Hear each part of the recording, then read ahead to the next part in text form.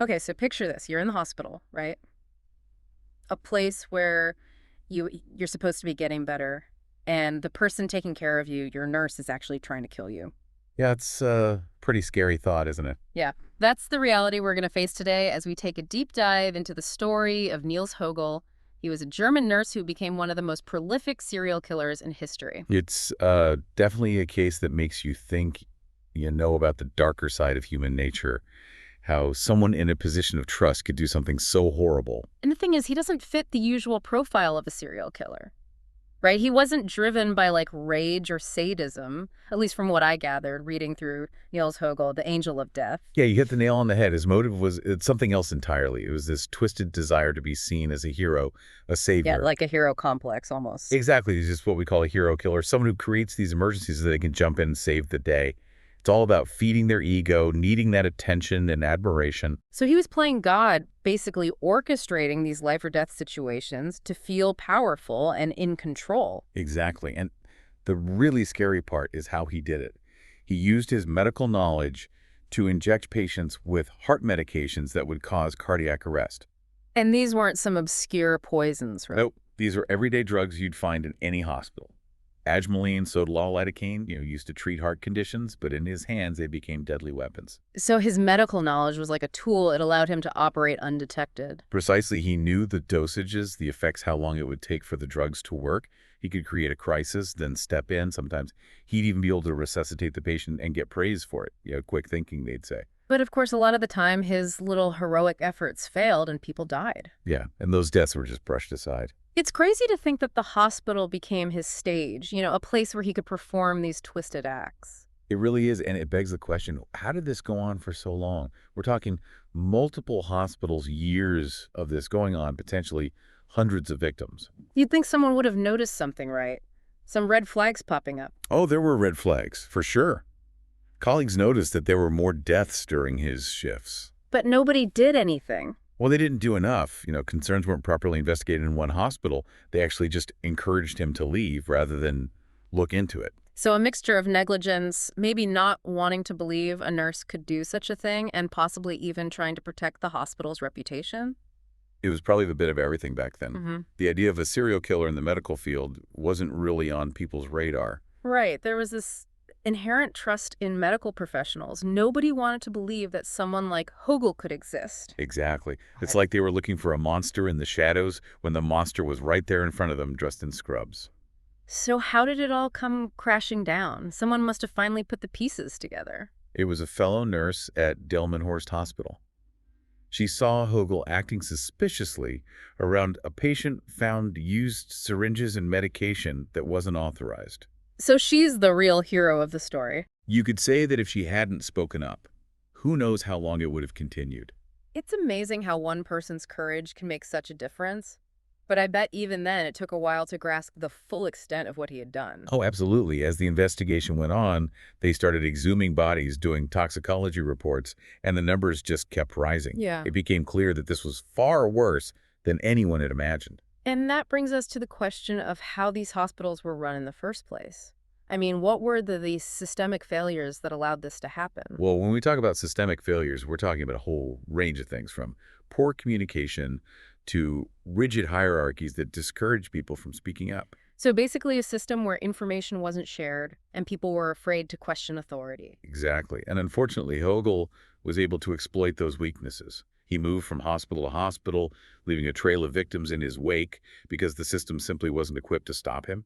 It's hard to believe that nobody noticed the increase in deaths during his shifts. You'd think there would be some sort of data analysis, some way of tracking those numbers. There were some attempts, but they were inconsistent and often done manually. Right. Remember, this was before electronic medical records were common, so a lot of the data was still on paper. So a combination of outdated technology and a failure to connect the dots. Yeah, and those failures had devastating consequences.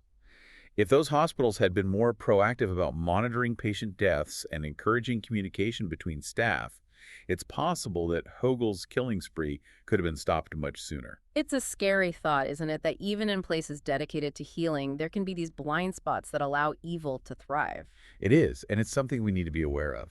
All right, so we've set the stage. Germany, late 1990s, early 2000s, a seemingly normal nurse with a dark secret and a series of hospitals that failed to see the monster in their midst. But we've only just scratched the surface of this story. Yeah, there's so much more to unpack. In part two, we'll delve deeper into the psychology of a hero killer and try to understand what made Högel tick. What was it about this environment, this world of life and death, that allowed his twisted desires to flourish? We'll be right back. It's easy to just call Niels Högel a monster and be done with it, but I think to really understand this case, we need to dig into the psychology of these hero killers. What makes them tick? It's not as simple as just wanting attention. There's a lot more going on under the surface. So break it down for me, what was going on in Högel's head. Well, one of the key things is a complete lack of empathy. These individuals, they don't see their victims as people. They're just objects, pawns in their game to get what they want. It's really chilling how detached they are from the suffering they cause. So it's like their need for control, for that rush of saving a life, completely overrides any sense of human connection. And you mentioned earlier that the hospital environment itself might have actually amplified this dynamic. Oh, absolutely. Think about it. The hospital's like a stage right. You've got these critically ill patients. There's this constant sense of urgency. And then you have all these medical professionals running around trying to save lives for someone like Högel. This environment becomes a playground, a place where he can create these crises and then swoop in to be the hero. So the very place that's supposed to be about preserving life becomes a tool for him to exert power over life and death. It's kind of a messed up paradox. It really is. And the way he chose to do it, injecting patients with these heart-stopping drugs, adds another layer to it. I mean, these weren't random acts of violence. This took medical knowledge, planning a very deliberate understanding of how to manipulate the human body. But wouldn't that level of planning, that premeditation, go against the whole idea of a hero complex, which seems more impulsive, more about acting in the moment? Not necessarily. You see, the hero part wasn't just about resuscitating the patient. It was about the whole performance, the way he'd create the crisis, the fake concern, the dramatic intervention. It was all part of his twisted script. So he wasn't just a hero killer. He was also the director meticulously crafting these scenes to satisfy his own sick desires. But what about the times he actually saved someone? Didn't those successes, those times when he brought a patient back, reinforce his delusion? Absolutely. Those wins, as messed up as they were, would have just validated his belief that he was this amazing medical professional, further blurring the lines between his horrific actions and the genuine efforts of his colleagues. It's scary to think that someone could operate with such a warped sense of reality, but let's shift gears for a second. We talked about systemic failures earlier. Can you elaborate on how those failures specifically played out in Högel's case? Well, one major issue was the lack of communication between different departments in the hospitals. Yeah. Information wasn't being shared effectively. So these patterns of suspicious deaths were slipping through the cracks. So like a siloed system where crucial information wasn't flowing freely. Exactly. And on top of that, you had this hierarchical structure where nurses and other staff were often discouraged from questioning doctors or anyone higher up than them. Sounds like a recipe for disaster, a culture of silence, people afraid to speak up, and this reluctance to believe that someone in a position of authority could be capable of something so evil. Exactly. And sadly, that combination of factors created the perfect storm for Högel to exploit. He was able to move from one hospital to another, leaving a trail of bodies behind, because the system itself was completely unequipped to detect him and stop him. But didn't anyone notice the spike in deaths during his shifts? I mean, wasn't there any kind of data analysis or tracking of mortality rates back then? There were some efforts, but they were very fragmented and inconsistent. And remember, this was before electronic medical records were widespread. So most of the data was still on paper, which made it much harder to spot trends or red flags. So a combination of outdated technology, bureaucratic inefficiencies, and a failure to connect the dots. Yeah, and those failures had devastating consequences. If those hospitals had been more proactive about monitoring patient deaths, analyzing data, and encouraging open communication, it's very possible that Högel's killing spree could have been stopped a lot sooner, and countless lives could have been saved. It's chilling to think that even in places that are meant for healing, there can be these vulnerabilities that allow darkness to take root and flourish. It is, and it's a reminder that we can't be complacent. We need to be aware of these vulnerabilities and actively work to address them. That's a good point. So we've explored the twisted psychology of the hero killer. We've talked about the allure of power and control that drove Högel, and we've seen how systemic failures allowed him to operate for so long, but the story doesn't end there. Oh no, there's still a lot more to come. In part 3, we'll look at the aftermath of his crimes, the quest for justice, and the lasting impact this case had on the German healthcare system. So stay tuned. We've spent the last 2 parts of this deep dive looking at the really disturbing case of Niels Högel, diving into the mind of a hero killer and seeing how the failures in the system allowed him to go on killing for years. But what happened when it all came to an end? How did the German legal system handle such a huge case? Well, his first arrest back in 2005 for trying to kill a patient at Delmenhorst Hospital, that was just the tip of the iceberg, as they started to investigate more exhuming bodies, doing all those toxicology tests. Right. The true scale of his crimes just became more and more horrifying. It went from a few suspicious deaths to potentially hundreds of victims. This wasn't just random, it was systematic across multiple hospitals. What was the public reaction like when this all came out?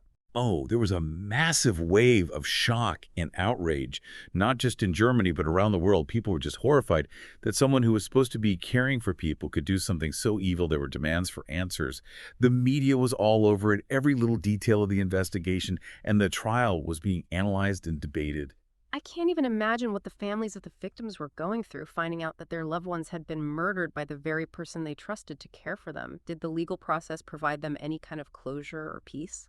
The trial itself, which started in 2018, was a huge undertaking. Mm. Högel was facing 100 counts of murder, and the courtroom was filled with the victims' families. You could just feel the grief and anger. It was such an emotionally charged environment with so many people trying to come to terms with this enormous tragedy. And what about Högel himself? Did he show any remorse at all? Did he try to explain why he did what he did? His behavior during the trial was really a mix of defiance and this weird selective memory. He confessed to 43 of the murders, but said he couldn't remember the others. And even when he did confess, there was this really chilling lack of genuine remorse. He just seemed so detached from it all, which just made the family's pain even worse. It's like he was still trying to be in control, trying to downplay his role, even though there was so much evidence against him. But surely the court saw through that, right? Yeah. Yeah. The prosecution built a really solid case. They had medical records, witness testimonies, expert analysis of the drugs he used, and even Högel's own words. Like that statement where he said he wanted to be recognized for his resuscitation skills. Yeah, that really showed his twisted thinking, didn't it? Wanting to be the hero while he was the one creating the danger in the first place. So what happened? Was justice served? In 2019, Niels Högel was convicted on 85 counts of murder and given a life sentence without the possibility of parole. The judge called his crimes incomprehensible, a betrayal of human dignity, and gave him the maximum sentence under German law. It was a landmark case, not just because of the number of victims, but because of what it exposed about the weaknesses in the healthcare system. Did Högel's conviction lead to any real changes, any reforms to try and prevent this from happening again? Yes, actually, it was a real wake-up call for hospitals and healthcare systems across Germany. They started implementing stricter monitoring of medical staff, stronger protocols for investigating any suspicious deaths, and a bigger focus on data analysis to try and spot these red flags early on. So something good did come out of all this darkness. But I imagine there's still this underlying unease, the feeling that you can never truly protect yourself from evil, even in places that are supposed to be about healing and care. Absolutely. The Högel case is a harsh reminder that trust, while important, can also be a dangerous thing in the wrong hands. It shows how important it is to be vigilant, to question things, and to encourage people to speak up if they see something that doesn't seem right. And maybe that's the biggest lesson we can take away from this whole tragedy. It's not just about having better systems or stricter rules. It's about creating a culture of awareness where everyone feels responsible for protecting those who are vulnerable and for challenging anyone who abuses their power. That's a really good point. And that responsibility goes beyond just hospitals. It's something we should all carry with us in every aspect of our lives. Well said. This deep dive into the case of Niels Högel has been a truly chilling journey. But I think we've learned some valuable lessons about the darker side of human nature and the importance of staying vigilant. If you want to learn more about this case, I highly recommend checking out Niels Högel, The Angel of Death, the book that guided us through this disturbing story. And before we wrap up, I'd like to leave our listeners with a question to think about what safeguards are in place in your own communities, in the institutions you trust. It's something we all need to consider as we navigate a world where even those who are supposed to protect us can sometimes be the source of harm. Yeah. That's a powerful thought. Thank you for joining us on this deep dive. Until next time, stay curious, stay informed, and most importantly, stay vigilant.